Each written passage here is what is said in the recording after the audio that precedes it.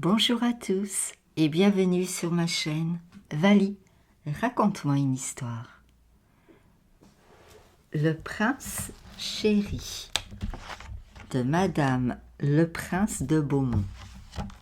Très belle écoute à tous.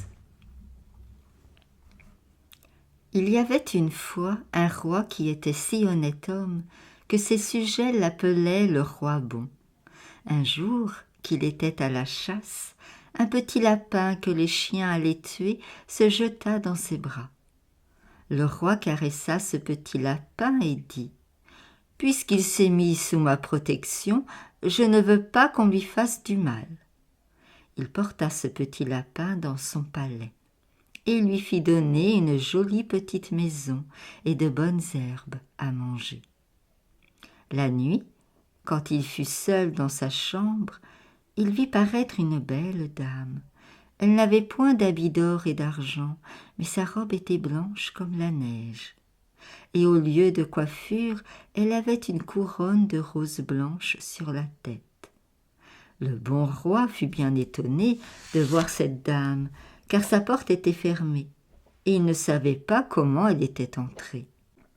Elle lui dit « Je suis la fée Candide. Je passais dans le bois pendant que vous chassiez, et j'ai voulu voir si vous étiez bon, comme tout le monde le dit. Pour cela, j'ai pris la figure d'un petit lapin, et je me suis sauvée dans vos bras, car je sais que ceux qui ont de la pitié pour les bêtes en ont encore plus pour les hommes. Et si vous m'aviez refusé votre secours, j'aurais cru que vous étiez méchant. Je viens vous remercier du bien que vous m'avez fait et vous assurer que je serai toujours de vos amis. Vous n'avez qu'à me demander tout ce que vous voudrez. Je vous promets de vous l'accorder. »« Madame, dit le bon roi, puisque vous êtes une fée, vous devez savoir tout ce que je souhaite. Je n'ai qu'un fils que j'aime beaucoup, et pour cela on l'a nommé le prince chéri. Si vous avez quelque bonté pour moi, devenez la bonne amie de mon fils. »« De bon cœur, lui dit la fée. Je puis rendre votre fils le plus beau prince du monde, ou le plus riche, ou le plus puissant.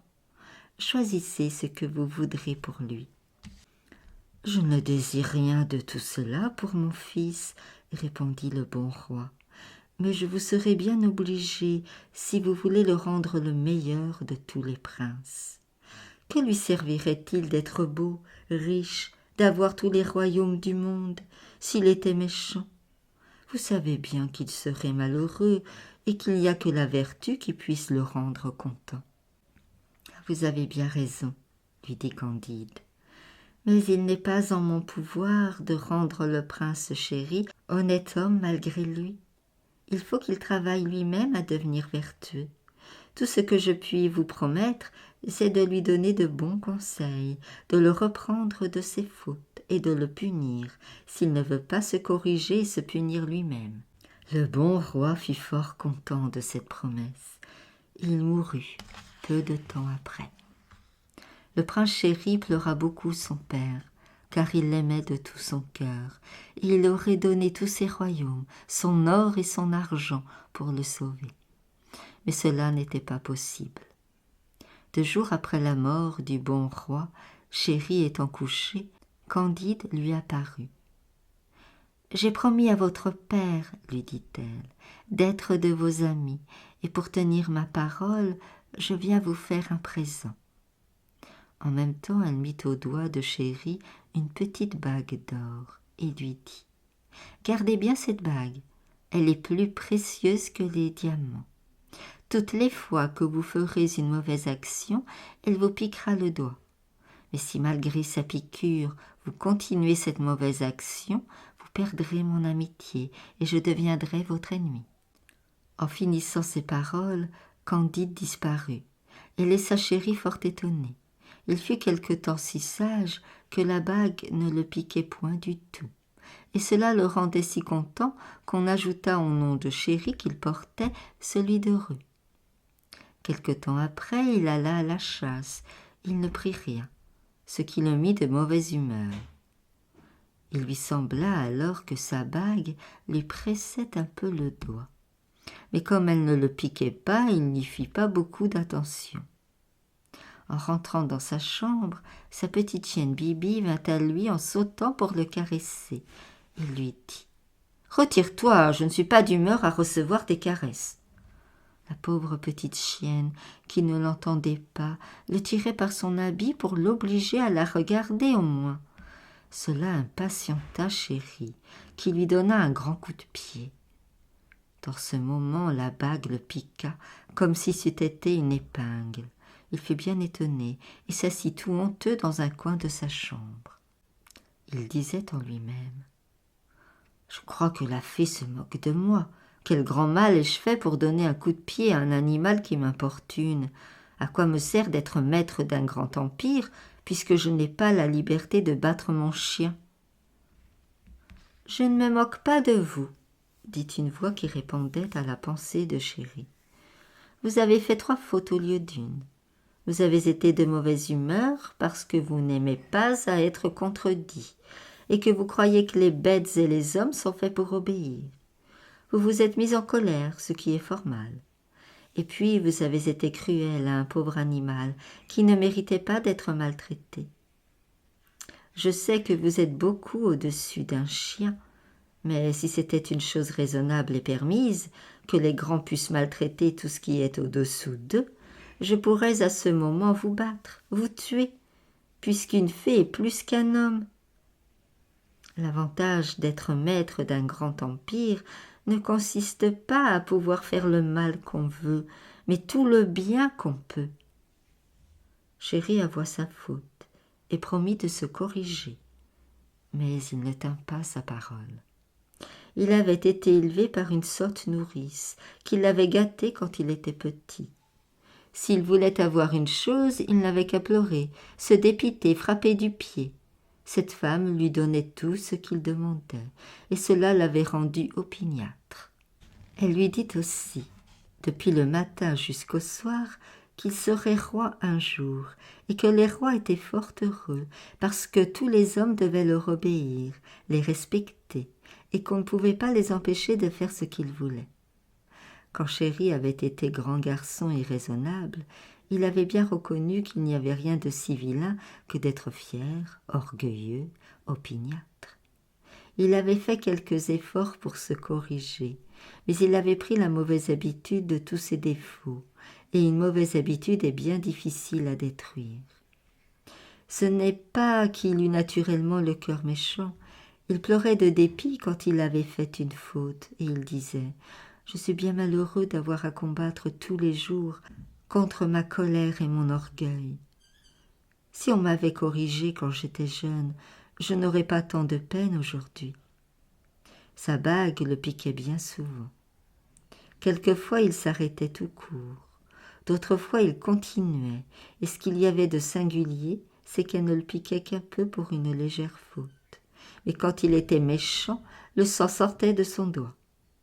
À la fin, cela l'impatienta, et voulant être mauvais tout à son aise, il jeta sa bague. Il se crut le plus heureux de tous les hommes quand il se fut débarrassé de ses piqûres. Il s'abandonna à toutes les sottises qui lui venaient dans l'esprit, en sorte qu'il devint très méchant et que personne ne pouvait plus le souffrir. Un jour, que Chéri était à la promenade, il vit une fille qui était si belle qu'il résolut de l'épouser. Elle se nommait Zélie, et elle était aussi sage que belle. Chéri crut que Zélie se croirait fort heureuse de devenir une grande reine. Mais cette fille lui dit avec beaucoup de liberté « Sire, je ne suis qu'une bergère, je n'ai point de fortune, mais malgré cela je ne vous épouserai jamais. »« Est-ce que je vous déplais ?» lui demanda Chéri un peu ému. « Non, mon prince, lui répondit Zélie, je vous trouve tel que vous êtes, c'est-à-dire fort beau. Mais que me servirait votre beauté, vos richesses, les beaux habits, les carrosses magnifiques, et que vous me donneriez si les mauvaises actions que je vous verrais faire chaque jour me forçaient à vous mépriser et à vous haïr. » Chéri se mit fort en colère contre Zélie et commanda à ses officiers de la conduire de force dans son palais. Il fut occupé toute la journée du mépris que cette fille lui avait montré. Comme il l'aimait, il ne pouvait se résoudre à la maltraiter. Parmi les favoris de Chéri, il y avait son frère de lait, auquel il avait donné toute sa confiance. Cet homme, qui avait les inclinations aussi basses que sa naissance, flattait les passions de son maître et lui donnait de fort mauvais conseils. Comme il vit Chéri fort triste, il lui demanda le sujet de son chagrin. Le prince lui ayant répondu qu'il ne pouvait souffrir le mépris de Zélie et qu'il était résolu de se corriger de ses défauts, puisqu'il fallait être vertueux pour lui plaire, ce méchant homme lui dit « Vous êtes bien bon de vouloir vous gêner pour une petite fille. Si j'étais à votre place, ajouta-t-il, je la forcerais bien à m'obéir. Souvenez-vous que vous êtes roi, et qu'il serait honteux de vous soumettre aux volontés d'une bergère qui serait trop heureuse d'être reçue parmi vos esclaves. Faites-la jeûner au pain et à l'eau, mettez-la dans une prison, et si elle continue à ne vouloir pas vous épouser, faites-la mourir dans les tourments, pour apprendre aux autres à céder à vos volontés. Vous serez déshonoré si l'on sait qu'une fille vous résiste, et tous vos sujets oublieront qu'ils ne sont au monde que pour vous servir. » Mais, dit Chéri, ne serais-je pas déshonorée si je fais mourir une innocente? Car enfin Zélie n'est coupable d'aucun crime. On n'est point innocent quand on refuse d'exécuter vos volontés, reprit le confident. Mais je suppose que vous commettiez une injustice. Il vaut bien mieux qu'on vous en accuse que d'apprendre qu'il est quelquefois permis de vous manquer de respect et de vous contredire. Le courtisan prenait Chéri par son faible, et la crainte de voir diminuer son autorité fit tant d'impression sur le roi qu'il étouffa le bon mouvement qui lui avait donné envie de se corriger. Il résolut d'aller le soir même dans la chambre de la bergère et de la maltraiter si elle continuait à refuser de l'épouser. Le frère de lait de Chéri, qui craignait encore quelques bons mouvements, rassembla 3 jeunes seigneurs aussi méchants que lui, pour faire la débauche avec le roi. Ils soupèrent ensemble, et ils eurent soin d'achever de troubler la raison de ce pauvre prince en le faisant boire beaucoup. Pendant le souper, ils excitèrent sa colère contre Zélie, et lui firent tant de honte de la faiblesse qu'il avait eue pour elle, qu'il se leva comme un furieux, en jurant qu'il allait la faire obéir, ou qu'il la ferait vendre le lendemain comme une esclave.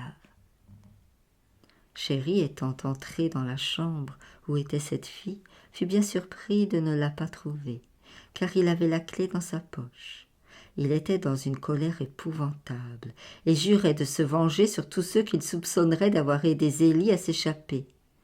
Ses confidents, l'entendant parler ainsi, résolurent de profiter de sa colère pour perdre un seigneur qui avait été gouverneur de Chéri. Cet honnête homme avait pris quelquefois la liberté d'avertir le roi de ses défauts, car il l'aimait comme si c'eût été son fils. D'abord Chéri le remerciait. Ensuite il s'impatienta d'être contredit. Et puis il pensa que c'était par esprit de contradiction que son gouverneur lui trouvait des défauts, pendant que tout le monde lui donnait des louanges. Il lui commanda donc de se retirer de la cour. Mais malgré cet ordre, il disait de temps en temps que c'était un honnête homme, qu'il ne l'aimait plus, mais qu'il l'estimait malgré lui-même. Ses confidents craignaient toujours qu'il ne prît fantaisie au roi de rappeler son gouverneur, et ils crurent avoir trouvé une occasion favorable pour se débarrasser de lui. Ils firent entendre au roi que Suliman, c'était le nom de ce digne homme, s'était vanté de rendre la liberté à Zélie. 3 hommes corrompus par des présents dirent qu'ils avaient entendu tenir ce discours à Suliman, et le prince, transporté de colère, commanda à son frère de lait d'envoyer des soldats pour lui amener son gouverneur, enchaîné comme un criminel. Après avoir donné ses ordres, Chéri se retira dans sa chambre, mais à peine y fut-il entré que la terre trembla, et il se fit un grand coup de tonnerre, et Candide parut à ses yeux. « J'avais promis à votre père, lui dit-elle d'un ton sévère, de vous donner des conseils et de vous punir si vous refusiez de les suivre. Vous les avez méprisés, ces conseils. Vous n'avez conservé que la figure d'homme, et vos crimes vous ont changé en un monstre, l'horreur du ciel et de la terre. Il est temps que j'achève de satisfaire à ma promesse en vous punissant. Je vous condamne à devenir semblable aux bêtes dont vous avez pris les inclinations. Vous vous êtes rendu semblable au lion par la colère, au loup par la gourmandise, au serpent en déchirant celui qui avait été votre second père, au taureau par votre brutalité. Portez dans votre nouvelle figure le caractère de tous ces animaux. À peine la fée avait-elle achevé ces paroles que Chéri se vit avec horreur telle qu'elle l'avait souhaité. Il avait la tête d'un lion, les cornes d'un taureau, les pieds d'un loup et la queue d'une vipère. En même temps, il se trouva dans une grande forêt sur le bord d'une fontaine, où il vit son horrible figure, et il entendit une voix qui lui dit « Regarde attentivement l'état où tu t'es réduit par tes crimes. Ton âme est devenue 1000 fois plus affreuse que ton corps. » Chéri reconnut la voix de Candide, et dans sa fureur, il se retourna pour s'élancer sur elle et la dévorer. S'il lui eût été possible. Mais il ne vit personne, et la même voix lui dit « Je me moque de ta faiblesse et de ta rage. Je vais confondre ton orgueil en te mettant sous la puissance de tes propres sujets. » Chéri pensa qu'en s'éloignant de cette fontaine, il trouverait du remède à ses maux, puisqu'il n'aurait point devant les yeux sa laideur et sa difformité. Il s'avançait donc dans le bois, mais à peine eut-il fait quelques pas qu'il tomba dans un trou qu'on avait fait pour prendre les ours. En même temps, des chasseurs qui étaient cachés sur des arbres descendirent, et l'ayant enchaîné, le conduisirent dans la ville capitale de son royaume. Pendant le chemin, au lieu de reconnaître qu'il s'était attiré ce châtiment par sa faute, il maudissait la fée, il mordait ses chaînes et s'abandonnait à la rage. Lorsqu'il s'approcha de la ville où on le conduisait, il vit de grandes réjouissances. Et les chasseurs ayant demandé ce qui était arrivé de nouveau, on leur dit que le prince Chéri, qui ne se plaisait qu'à tourmenter son peuple, avait été écrasé dans sa chambre par un coup de tonnerre, car on le croyait ainsi. Les dieux, ajouta-t-on, n'ont pu supporter l'excès de ces méchancetés. Ils en ont délivré la terre. 4 seigneurs complices de ces crimes croyaient en profiter et partager son empire entre eux. Mais le peuple, qui savait que c'était leur mauvais conseil qui avait gâté leur roi, les a mis en pièces et a été offrir la couronne à Suliman, que le méchant Chéri voulait faire mourir. Ce digne seigneur vient d'être couronné, et nous célébrons ce jour comme celui de la délivrance du royaume, car il est vertueux et va ramener parmi nous la paix et l'abondance. Chéri soupirait de rage en écoutant ce discours, mais ce fut bien pis lorsqu'il arriva dans la grande place qui était devant son palais. Il vit Suliman sur un trône superbe, et tout le peuple qui lui souhaitait une longue vie, pour réparer tout le mal qu'avait fait son prédécesseur. Suliman fait signe de la main pour demander silence, et il dit au peuple « J'ai accepté la couronne que vous m'avez offerte, mais c'est pour la conserver au prince Chéri. Il n'est point mort, comme vous le croyez, une fée me l'a révélé. Et peut-être qu'un jour vous le reverrez vertueux, comme il était dans ses premières années. Hélas, continua-t-il, en versant des larmes, les flatteurs l'avaient séduit. Je connaissais son cœur, il était fait pour la vertu, et sans les discours empoisonnés de ceux qui l'approchaient, il eût été votre père à tous. Détestez ses vices, mais plaignez-le, et prions tous ensemble les dieux, qu'ils nous le rendent. Pour moi, je m'estimerais trop heureux d'arroser ce trône de mon sang, si je pouvais l'y voir remonter avec des dispositions propres à le lui faire remplir dignement. » Les paroles de Suliman allèrent jusqu'au cœur de Chéri. Il connut alors combien l'attachement et la fidélité de cet homme avaient été sincères, et se reprocha ses crimes pour la première fois. À peine eut-il écouté ce bon mouvement qu'il sentit calmer la rage dont il était animé. Il réfléchit sur tous les crimes de sa vie et trouva qu'il n'était pas puni aussi rigoureusement qu'il l'avait mérité. Il cessa donc de se débattre dans sa cage de fer, où il était enchaîné, et devint doux comme un mouton. On le conduisit dans une grande maison, où l'on gardait tous les monstres et les bêtes féroces, et on l'attacha avec les autres. Chéri alors prit la résolution de commencer à réparer ses fautes, en se montrant bien obéissant à l'homme qui le gardait. Cet homme était un brutal, et quoique le monstre fût fort doux quand il était de mauvaise humeur, il le battait sans rime ni raison. Un jour que cet homme s'était endormi, un tigre qui avait rompu sa chaîne se jeta sur lui pour le dévorer. D'abord Chéri sentit un mouvement de joie de voir qu'il allait être délivré de son persécuteur, mais aussitôt il condamna ce mouvement et souhaita d'être libre. « Je rendrai, dit-il, le bien pour le mal en sauvant la vie de ce malheureux. » À peine eut-il formé ce souhait qu'il vit sa cage de fer ouverte. Il s'élança aux côtés de cet homme qui s'était réveillé et qui se défendait contre le tigre. Le gardien se crut perdu lorsqu'il vit le monstre. Mais sa crainte fut bientôt changée en joie. Ce monstre bienfaisant se jeta sur le tigre, l'étrangla, et se coucha ensuite aux pieds de celui qui venait de sauver. Cet homme pénétré de reconnaissance voulut se baisser pour caresser le monstre qui lui avait rendu un si grand service, mais il entendit une voix qui disait « Une bonne action ne demeure point sans récompense », et en même temps il ne vit plus qu'un joli chien à ses pieds. Chéri, charmé de sa métamorphose, fit 1000 caresses à son gardien, qui le prit d'entre ses bras et le porta au roi, auquel il raconta cette merveille. La reine voulut avoir le chien, et Chéri se fut trouvé heureux dans sa nouvelle condition, s'il put oublier qu'il était homme et roi. La reine l'accablait de caresses, mais dans la peur qu'elle avait, il ne devint pas plus grand qu'il n'était. Elle consulta ses médecins qui lui dirent qu'il ne fallait le nourrir que de pain, et ne lui en donner qu'une certaine quantité. Le pauvre Chéri mourait de faim la moitié de la journée, mais il fallait prendre patience. Un jour qu'on venait de lui donner son petit pain pour déjeuner, il lui prit fantaisie d'aller le manger dans le jardin du palais. Il le prit dans sa gueule et marcha vers un canal qu'il connaissait et qui était un peu éloigné. Mais il ne trouva plus ce canal et vit à la place une grande maison, dont les dehors brillaient d'or et de pierreries. Il y voyait entrer une grande quantité d'hommes et de femmes, magnifiquement habillés.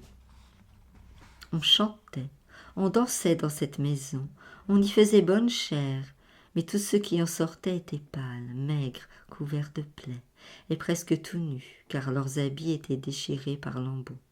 Quelques-uns tombaient morts en sortant, sans avoir la force de se tramer plus loin.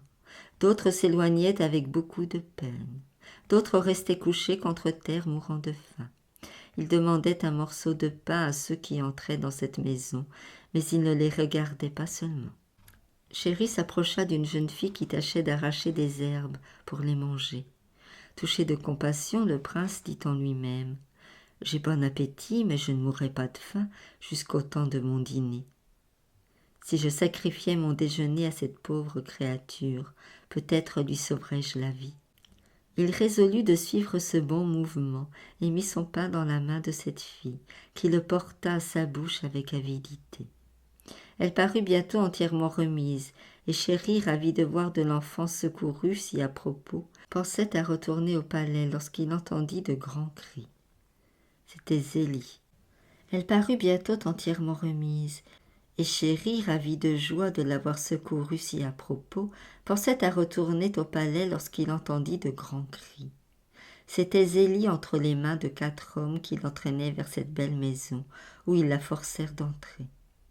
Chéri regretta alors sa figure de monstre, qui lui aurait donné les moyens de secourir Zélie. Mais faible chien, il ne put qu'aboyer contre ses ravisseurs et s'efforça de les suivre. On le chassa à coups de pied, et il résolut de ne point quitter ce lieu, pour savoir ce que deviendrait Zélie.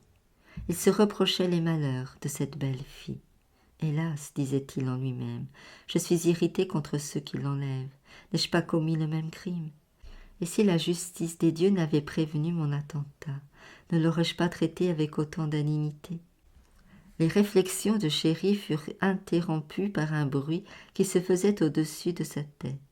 Il vit qu'on ouvrait une fenêtre, et sa joie fut extrême lorsqu'il aperçut Zélie, qui jetait par cette fenêtre un plat plein de viande si bien apprêtée qu'elle donnait appétit à voir.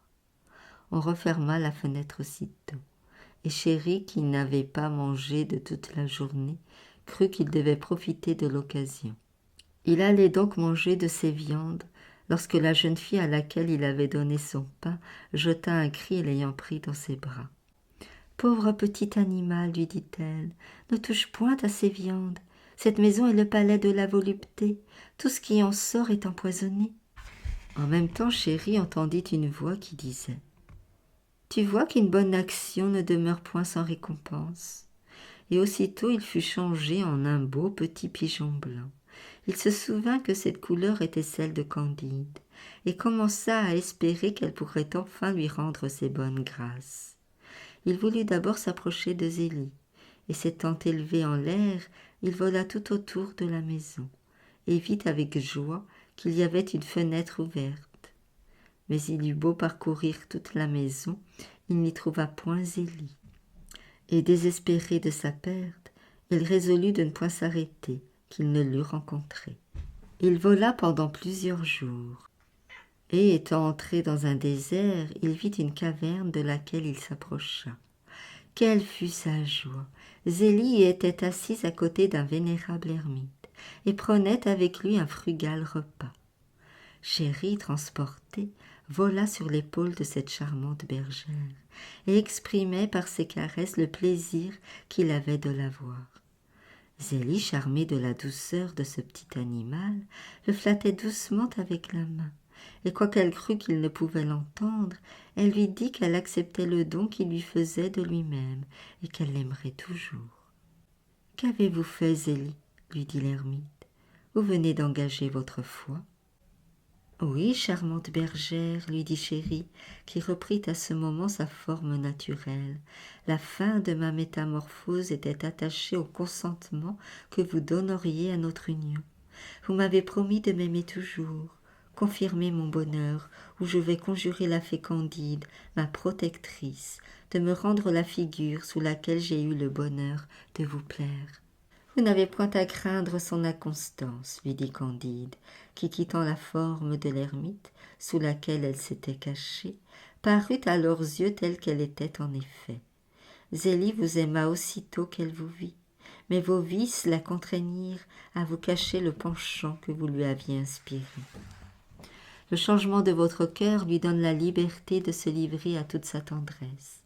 Vous allez vivre heureux, puisque votre union sera fondée sur la vertu. » Chéri et Zélie s'étaient jetés aux pieds de Candide. Le prince ne pouvait se lasser de la remercier de ses bontés, et Zélie, enchantée d'apprendre que le prince détestait ses égarements, lui confirmait l'aveu de sa tendresse.